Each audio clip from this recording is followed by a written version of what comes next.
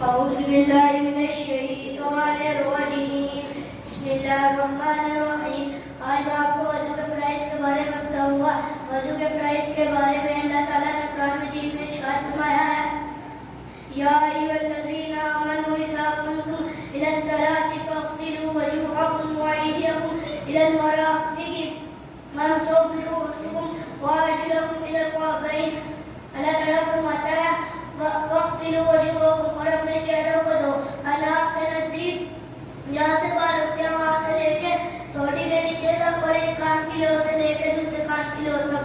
پھر اللہ تعالیٰ فرماتا ہے وایدیکم الی المرافق، اور اپنے ہاتھوں کو دھو. اناف کے نزدیک کونیوں سمیت ہاتھ دھونا فرض ہے.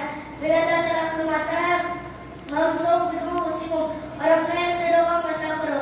اناف کے نزدیک چوتھائی سر کا مسح فرض ہے.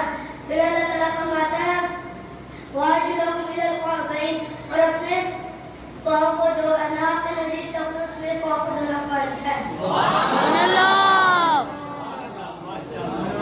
نعرہ تکبیر.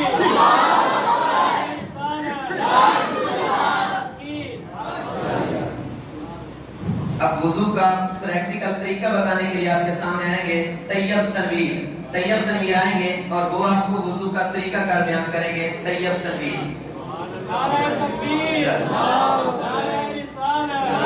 نعرہ تحقیق. نعرہ حق. اعوذ باللہ من الشیطان الرجیم بسم اللہ الرحمن الرحیم. آج میں آپ کے سامنے وضو کے طریقے کے بارے میں بتاؤں گا.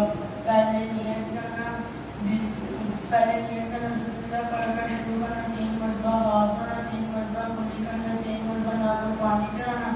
3 مرتبہ چہرہ دھونا. 3 مرتبہ پانی میں ہاتھ دھونا. پورے سر کا مسح کرنا. گردن کا مسح کرنا.